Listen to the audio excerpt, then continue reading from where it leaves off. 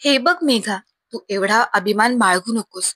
मी तुझ्या बरोबर कुठे असाच मजा मस्ती करण्यासाठी फिरायला येतोय असे नाही.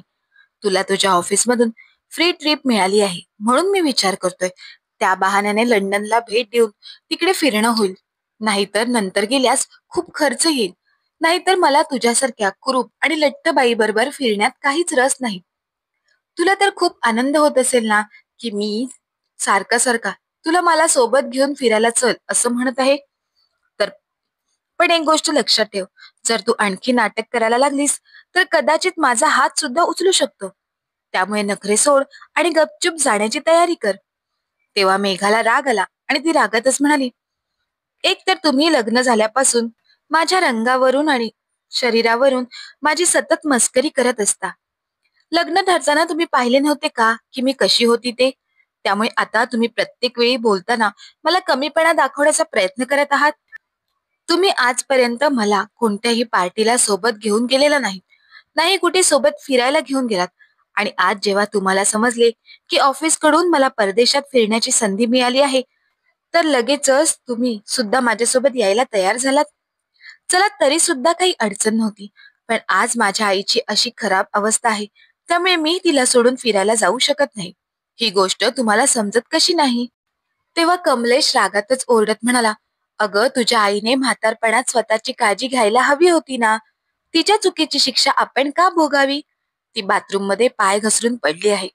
तिच्या कमरेचा हाड तुटला आहे तर तिला आराम करू दे. तू माहेरी जाऊन काय करणार? तू गपचूप माझ्या बरोबर फिरायला जाण्याची तयारी कर. मेघाला आपल्या नवऱ्याच्या स्वार्थी वागण्याचा खूपच राग येत होता. ती भरलेल्या गळ्याने म्हणाली, कमलेश, जर माझ्या आईच्या जागी तुझी आई असती आणि तिच्या कमरेचं हाड तुटलं असतं, तरी सुद्धा तू माझ्या बरोबर फिरायला जाण्याचा प्लॅन बनवला असतास.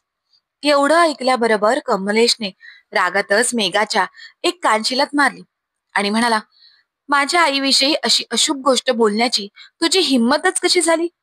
हे बघ, तुझ्या आईचे हाड तुटले, तुझी आई अंथरुणाला आहे, मेलेली नाही. मग मी माझी फुकटची ट्रिप बर्बाद का करू? आणि मी तुला एकदा सांगितलं ना, त्यामुळे तू तुझ्या माहेरी जाणार नाहीस म्हणजे नाहीस. याच्या पुढे मला कोणताही वाद घालायचा नाही. एवढं बोलून तो रागातच पाय आपटत घराबाहेर निघून गेला. तेव्हा मेघाच्या डोळ्यात पाणी आले. नवऱ्याकडून तर तिला नेहमीच दुय्यम वागणूक मिळत होती. जेव्हा ती या शहरात नवऱ्याबरोबर आली होती, तेव्हापासून एकटेपणा तिला खायला येत होता. दिवसभर ती वेड्यासारखी एकटीच घरात राहत असायची. संध्याकाळी नवरा घरी यायचा तेव्हा तो तिच्या बरोबर बोलणे करण्याऐवजी मोबाईल किंवा टीव्ही मध्ये घुसून जायचा. तो एकटाच पिक्चर बघायचा, मित्रांबरोबर बाहेर पार्टी करायचा आणि फिरायला सुद्धा जायचा. पण बायको बरोबर वेळ घालवण्यासाठी त्याला लाज वाटत असायची. हे लग्न तर कमलेशने आपल्या आईबाबांच्या मर्जीने केले होते, त्यामुळे त्याला त्याची बायको आवडत नव्हती.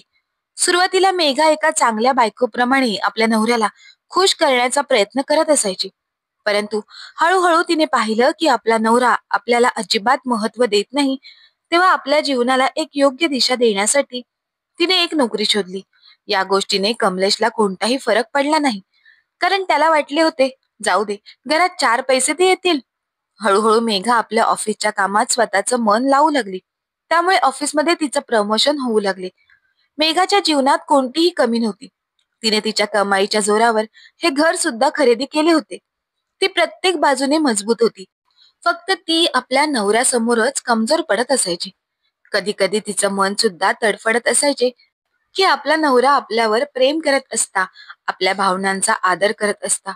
परंतु तिच्या नवऱ्याला जणू काही तिच्या बरोबर काही घेणे देणे नव्हते. कधी कधी मनातील इच्छा पूर्ण करण्यासाठी तो रात्री तिच्या जवळ यायचा. मग त्याचे काम संपवून तो तोंड फिरून झोपी जायचा. मग मेघाला स्वतःचाच किळस वाटू लागायचा, जणू काही ती एक वस्तू आहे म्हणून आता तिला तिच्या नवऱ्याच्या जवळ जावंसही वाटत नव्हतं. आणि आज नवरा असा अमानवी वागत होता, त्याने तर तो पूर्णपणे तिच्या नजरेतून उतरला होता. राहून राहून तिला राग येत होता की असा कसा नवऱ्याने आपल्यावर हात उचलला. इतकी वर्ष ती त्याच्याबरोबर कुठेही जाण्यासाठी लायक नव्हती. मग आज तो तिच्यासोबत परदेशात ट्रिपवर जाण्यासाठी तिला मारपीट का करत होता? त्यामुळे मेघाच्या मनात आपल्या नवऱ्याविषयी विद्रोह निर्माण झाला. रात्री जेव्हा कमलेश घरी आला तेव्हा त्याचे हात शॉपिंगच्या बॅगनी भरले होते. तो मेघाजवळ आला आणि म्हणाला, मी माझी शॉपिंग केली आहे, हे सर्व कपडे सुद्धा पॅक कर. तेव्हा मेघा हिमतीने त्याच्या समोर उभी राहिली आणि म्हणाली, मी तुझ्यासोबत कुठेही जात नाही आहे. माझी पॅकिंग झाली आहे आणि मी माझ्या माहेरी जात आहे. एवढं बोलून ती आपली बॅग घेऊन घराबाहेर पडली. तेव्हा लगेचच कमलेशने तिचा हात पकडला आणि तिला मागे खेचत म्हणाला, कुठे चालली आहेस तू? या घरातून माझ्या मर्जीविरुद्ध एक पाऊल सुद्धा तू बाहेर टाकलास तर पुन्हा या घरात तू कधीच येऊ नकोस. त्यावेळी मेघा काहीच बोलली नाही. तिने आपला हात कमलेशच्या हातातून सोडून ती बॅग घेऊन निघून गेली. तेव्हा कमलेशला खूपच राग आला.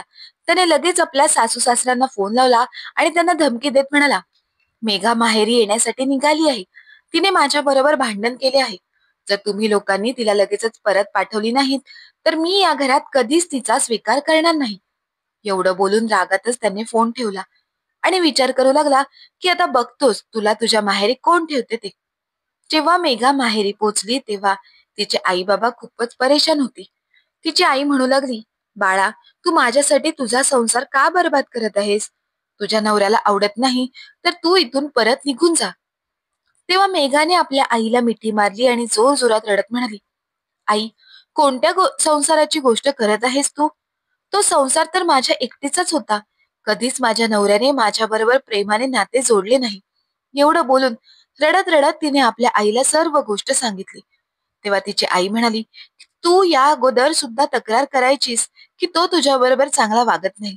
तरी सुद्धा तू समजदारी दाखवून राहत होतीस ना बाळा. मग आता तू तुझ्या नवऱ्याच्या मनाविरुद्ध इथे का आलीस? तो फोनवर आम्हाला सुद्धा धमकी देत होता. तेव्हा मेघा म्हणाली, त्याला धमकी देऊ दे आई.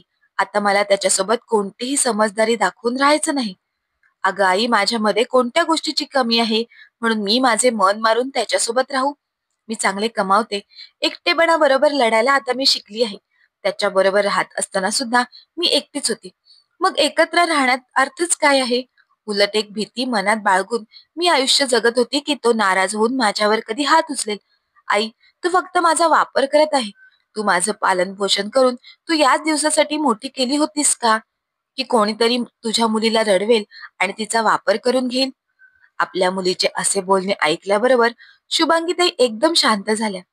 तेव्हा मेघाचे बाबा मोहनराव तिच्या डोक्यावर हात फिरवत म्हणाले, तू अगदी बरोबर बोलत आहेस बाळा. तुला आता या सर्व गोष्टी सहन करण्याची गरज नाही आहे. समजदारी तिथेच चांगली वाटते जिथे समोरचा माणूस सुद्धा थोडी समजदारी दाखवतो. आणि असा समझोता केल्यानंतर दोघेही जेव्हा प्रेमाने राहतात तेव्हाच त्याला अर्थ असतो. नाही तर समझोता करून शेवटी काय मिळणार? त्यामुळे बाळा, तू जो निर्णय घेशील त्या निर्णयाबरोबर मी असेल. मी तुझी साथ देईन. आपल्या बाबांचे आश्वासन मिळाल्याबरोबर मेघाच्या चेहऱ्यावर आत्मविश्वास झळकू लागला. लगेचच वकील साहेबांना फोन केला आणि घटस्फोटाचे पेपर तयार करण्यास सांगितले. जेव्हा एक आठवड्यानंतर कमलेशकडे घटस्फोटाचे पेपर पोहोचले तेव्हा तो पूर्णपणे गोंधळून गेला. त्याचे डोके चक्रावू लागले. असे तर त्याला त्याची बायको आवडत नव्हती, पण तिच्याच आधारामुळे त्याचे आयुष्य तो अगदी आरामात जगत होता. घरात कोणत्याही सुखसुविधेची कमी नव्हती. कर्ज काढून त्याने कार सुद्धा घेतली होती आणि भविष्यासाठी चांगली बचत सुद्धा होत होती. त्यामुळे आपल्या गावी राहणाऱ्या आईबाबांना तो चांगली रक्कम पाठवत होता आणि बायको चांगली पैसे कमावत असल्या कारणाने त्याच्याकडे भरपूर पैसे यायचे. म्हणून तो नातेवाईकांमध्ये एक दिलदार माणूस असा नावारूपाला आला होता, कारण तो प्रत्येकासाठीच मागे पुढे न पाहता खर्च करत असायचा. पण आता अचानकपणे ही सर्व व्यवस्था त्याला बिघडताना दिसू लागली. त्यामुळे त्याची अक्कल ठिकाण्यावर आली. त्याने लगेचच आपल्या बायकोला फोन लावला आणि म्हणाला, मेघा, ही काय मस्करी आहे? नवरा बायको मध्ये थोडेफार वाद होत असतात. याचा अर्थ असा नाही की लगेच घटस्फोट घ्यायला हवा. तू लगेचच आपल्या घरी निघून ये. मी रागात तुला म्हणालो होतो, परंतु मी तुझा या घरात स्वीकार करेन. शेवटी तू माझी बायको आहेस. तेव्हा उत्तरादाखल मेघा म्हणाली, मी तुमची कोणी नाही. बायको बरोबर असे राहतात का? तू तर फक्त माझा वापर करून घेतोस. तू कधी माझा आनंद किंवा दुःख समजून घेण्याचा प्रयत्न केलास का? आता मी तुझ्यासोबत राहून थकून गेली आहे. त्यामुळे मला आता फक्त नावापुरता नवरा नको आहे. कमलेश तिच्या समोर आता विनंती करू लागला. परंतु मेघाने ठरवले होते की आता ती पुन्हा त्याच्या आयुष्याचा हिस्सा बनण्यासाठी त्याच्याकडे जाणार नाही. तेव्हा मेघा कडक आवाजात कमलेशला म्हणाली, त्या दिवशी तू मला म्हणाला होतास की तू त्या घरात माझा स्वीकार करणार नाहीस. परंतु तू एक गोष्ट विसरून गेला आहेस की ते घर मी माझ्या नावावर घेतले होते, कारण ते माझ्या कमाईच्या पैशातून मी विकत घेतले होते. त्यामुळे ते घर माझं आहे, तुझं नाही. घटस्फोट झाल्यानंतर तू तुझ्या राहण्याची व्यवस्था कुठेतरी दुसरीकडे कर आणि माझे घर खाली कर. आई बरी झाली की मी लगेचच माझ्या घरी राहायला येणार आहे. मेघाचे हे बोलणे ऐकल्याबरोबर तर कमलेशच्या जणू काही पायाखालची जमीनच सरकून गेली. आज त्याच्या बायकोने त्याला अशी अद्दल घडवली होती की जणू काही त्याला लाखोंचा चुना लागला होता. मग तो डोळ्यात पाणी आणून मेघाला पुन्हा विनंती करू लागला, प्लीज मला माफ कर, यापुढे मी तुझ्या बरोबर खूप प्रेमाने वागेल. तेव्हा मेघा हसतच म्हणाली, आपल्या लग्नाला 5 वर्ष झाली आहेत. या 5 वर्षात कधीच तुझ्या मनामध्ये माझ्याविषयी प्रेम निर्माण झाले नाही.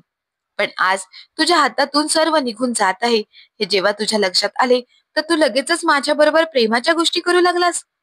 खूप छान. अरे मला तुझ्याकडून खरे प्रेम हवे होते. असा समझोता करून मिळणारे प्रेम नको होते. म्हणून तुझ्या प्रेमाच्या गोष्टी तुझ्याकडेच राहू दे. एवढं बोलून मेघाने फोन ठेवून दिला. शेवटी घटस्फोटानंतर नाईलाजास्तव कमलेशला ते घर सोडावेच लागले. अगोदर तर घरातील आणि बाहेरील जास्त जबाबदाऱ्या तर त्याची बायकोच सांभाळत होती. परंतु आता अचानकपणे सर्व जबाबदाऱ्या त्याच्या एकट्यावर पडल्या होत्या. सोबतच आपल्या नातेवाईकांना मदत करण्याच्या चक्करमध्ये त्याने खूप ठिकाणाहून कर्ज सुद्धा घेतले होते. त्यामुळे घटस्फोटानंतर त्याच्या आयुष्यामध्ये खूप अडचणी निर्माण झाल्या. आता तो आपल्या नातेवाईकांना मदत करू शकत नव्हता. त्यामुळे हळूहळू सर्व नातेवाईक त्याच्यापासून दूर झाले. तेव्हा कमलेशला सुद्धा समजून चुकले की तो खूप आनंदाने आयुष्य, आरामात जीवन जगत होता. पण त्याच्या मागे त्याच्या बायकोचा हात होता. पण त्याने आपल्या बायकोची कधीच कदर केली नाही. पण आता त्याच्याकडे पश्चाताप करण्यापलीकडे काही शिल्लक राहिले नव्हते. मित्रांनो, काही लोक कधी कधी जीवनात असणाऱ्या अनमोल लोकांप्रती कधीच त्यांचा आदर करत नाहीत किंवा त्यांचे आभार मानत नाहीत. पण तेच लोक जेव्हा त्यांच्या आयुष्यातून दूर जातात, तेव्हा त्यांना त्या लोकांचे मोल समजते. तर मित्र आणि मैत्रिणींनो, तुम्हाला ही कथा आवडली असेल तर कथेला लाईक करा, शेअर करा आणि अशाच नवनवीन कथा ऐकण्यासाठी तुम्ही अजूनही आपल्या चॅनलला सबस्क्राईब केलं नसेल तर मात्र सबस्क्राईब करायला विसरू नका. धन्यवाद.